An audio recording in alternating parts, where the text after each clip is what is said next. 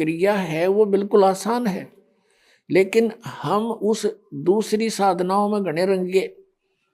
अब उस रंग को कति छोड़ना पड़ेगा। वो साधना आप जो पहले किसी तरीके से भी करते थे वो नहीं करनी है। अब जैसे आपको बताई जाती ऐसे ही करना। जैसे राधा स्वामी पंथ से आए हैं बहुत से भक्त, वो कहते हैं जी हमारा तो अभ्यास बन गया 2.5 घंटे सुबह बैठकर 2.5 घंटे सामने, तो हम, और जब तक ना बैठा हमारा मन सा ना भरता, तो ये नहीं करना आपने। क्योंकि वैसे तो ठीक है, बैठे हो समय मिल गया तो भक्ति करो, कोई दिक्कत नहीं है, मंत्र करो बैठ के करो, लेकिन मेडिटेशन नहीं करना। ये जो ध्यान है ये हठ योग है, और ध्यान की विधि हम बताएंगे वैसे करना। अब जब आपको परमात्मा की चाह बनेगी, आपका ध्यान ऑटोमेटिकली मेडिटेशन होगा। कैसे होगा? परमात्मा कहते चिंता तो सत्य नाम की, और न चिंता दासी, जय कोई चिंता नाम बिना, वाहे काल की फांसी। जैसे कहते हैं ना, आप किसी को टेंशन हो जाती है और उस टेंशन में उसका मन की सुई रुक रुक के वहीं जाती है, थोड़ी सी देरी दूर जाती, तुरंत फिर वहीं पहुंच जाती है। तो कहते हैं या टेंशन तुझे हुई है, ऐसी टेंशन भगवान के नाम की बना। अब जिसको कभी टेंशन हुई हो, जिसको कोई चिंता का विषय गहन बना हो, उसको खूब पता है कि वो किसी से बातें भी कर लेता है 2 मिनट 10 मिनट, उसके तुरंत बाद उसकी सुई उसी टेंशन पर पहुंच जाती है मन। तो इस प्रकार हमने वो ध्यान हमारा है इस परमात्मा के नाम से जोड़ कर रखना या टेंशन बनानी है। और दिस इज मेडिटेशन। यू बैठ कर लो चाहे लौट कर टेंशन कर लो, ये मेडिटेशन। अर्चे चलते फिरते कर लो। तो कहने का भाव यह है, बुद्धिमान समाज आसानी से समझ सकता है कि किस प्रकार ये भक्ति हो सकती है और कैसे हम इस समय का सदुपयोग कर सकते हैं। जैसे किसी को टेंशन हुई है, उससे पूछ कर देखो वो कितना समय उस टेंशन में लगाता है। संसारिक कार्य में किसी से बात करने को दिल नहीं करता, उसी समय उस टेंशन पर ध्यान पहुंच जाता और टेंशन के कारण पर। तो ऐसे हमने ये हमारा सहज समाधि है, या संतों की सहज समाधि। तो ऐसे हमने इस नाम के ऊपर मेडिटेशन करना है। ये सुरत शब्द अभ्यास बताते हैं कुछ पंथ वाले, और कैसे कहते हैं हमारे गुरु ने 18 वर्ष तक एक बंद कमरे में बैठकर, कोठे में कोठा, और वहां सुरत शब्द अभ्यास किया। इन्होंने मेरा सुरत शब्द होता क्या है, और ये अभ्यास क्या किया उसने, बता डले डोए हठ योग किया। हठ योग इज नॉट सुरत शब्द अभ्यास। हठ योग नहीं होता, वो तो साधना। जैसे हम कोई मंत्र जाप करें, आपको नाम दिया है, वो नाम तो शब्द है, और उसके ऊपर ध्यान लगा के रखना, जोड़ के रखना, उससे 1 सेकंड भी दूर ना करना, ये सुरत शब्द अभ्यास है। यानी उसके नाम के ऊपर सुरती को जोड़े रखना।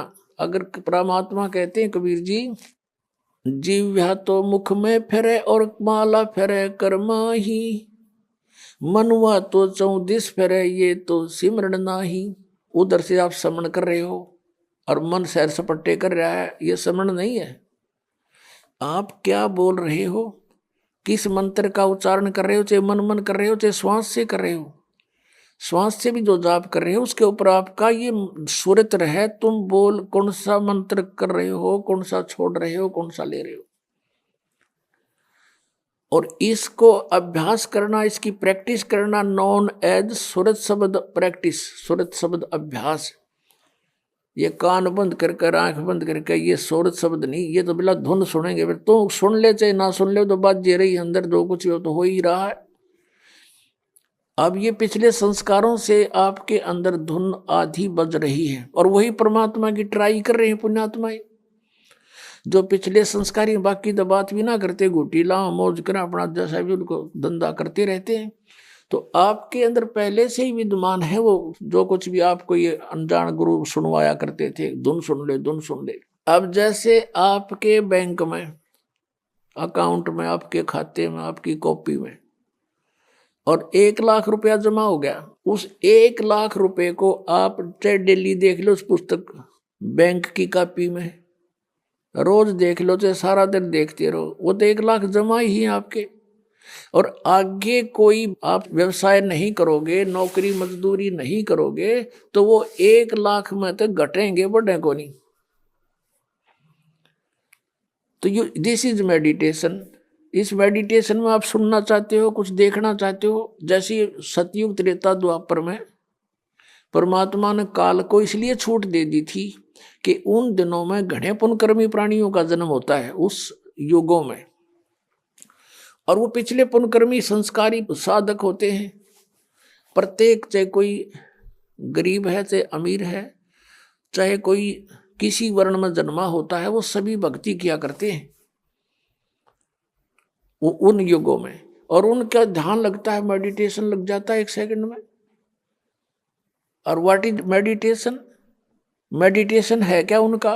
जैसे हमारे शरीर में कमल बने हुए हैं, हमारी रीढ़ की हड्डी जो बैकबोन है, इसके अंदर की साइड में कमल बने हुए हैं, यानी कमल चक्कर बने हुए हैं। जैसे एक टेलीविजन के अंदर चैनल होते हैं, और जो भी चैनल ऑन कर दिया जाता है तो उस चैनल में जो कार्यक्रम दिखाई देता वो कहीं और स्थान पर विद्यमान है, और वहां से रिले होकर के वो सिर्फ दिखा रहा है कि ये चैनल में वहां ये कार्य हो रहा है। तो ऐसे ही हमारे शरीर के अंदर चैनल है, मूल कमल, फिर उससे 2 उंगल ऊपर स्वाद चक्र, फिर नाभि चक्र जिसको नाभि कमल भी कहते हैं, और फिर हृदय चक्र हृदय कमल, और फिर कंठ का चक्कर कंठ कमल, और फिर त्रिकुटी का कमल, और फिर सहस्रार कमल। तो इस प्रकार हमारे शरीरों में चैनल बने हुए हैं, कमल है। और जो साधक होते हैं पुण्यकर्मी प्राणी, वही परमात्मा की खोज में कोई प्रयत्न करते हैं। तो पहले युगों में प्रत्येक व्यक्ति की समाधि हो लग जाती थी, मेडिटेशन हो जाता था। जो ट्राई करना चाहता था तो फिर वो ये सोच ले, उसको फिर अंदर क्या होता है, उसका कोई कमल पिछले पुण्यों से, पिछले संस्कार से खुल जाता है अभ्यास से। तो वो उस चैनल में क्या होता है कि जैसे फिल्म शुरू हो जाती है, फिल्म एक मूवी शुरू हो जाएगी, उस चैनल पर जहाँ से प्रोग्राम आ रहा है वो सारा दिखाई देना शुरू हो जाता है। कोई नाच रहा है, कोई गा रहा है, कहीं राजा की सवारी आ रही है, जैसे फिल्म चलती है। कहीं झरने बह रहे हैं, कहीं फलदार वृक्ष नजर आ रहे हैं, कहीं फूलों की बहुत लंबे चौड़े बाड़ी है, बगीची है। तो वो सारा कुछ देखता रहता, कहीं गाने हो रहे हैं, कहीं अप्सराएं नाच रही हैं। तो मेडिटेशन करने वाले जो साधक होते थे, तो यो मन वैसे ना टेकने दे उनको, 10 मिनट भी ना बैठने दे। ये तो कई कई घंटे बैठे रहा करते, कई कई वर्षों तक बैठ जाते थे। अब अंदर यू बाहर की वस्तुओं से इस मन को अधिक अट्रैक्टिव चीजें अंदर दिखाई देनी शुरू कर देती है, इसलिए ये फिर वहां धक्के खाता रहता, उस देखता रहता उस चैनल पर मूवी को। ना ये सिमरण करता, सिर्फ बैठ के हठ योग हो गया, इस तप बन गया। तप से राज प्राप्ति होती है, तप से राज मदमानम, और जन्म तीसरे फिर शुक्र सवानम। 2.5 घंटे सुबह बैठकर ये के ढूंढेंगे भगवान को, ये सिर्फ मूर्ख बनाने वाली बातें हैं। नीम हकीमों का ये तरीका है। तो ऐसे ये ऋषि लोग सतयुग त्रेता द्वापर में ऐसे साधना किया करते, सभी करते थे।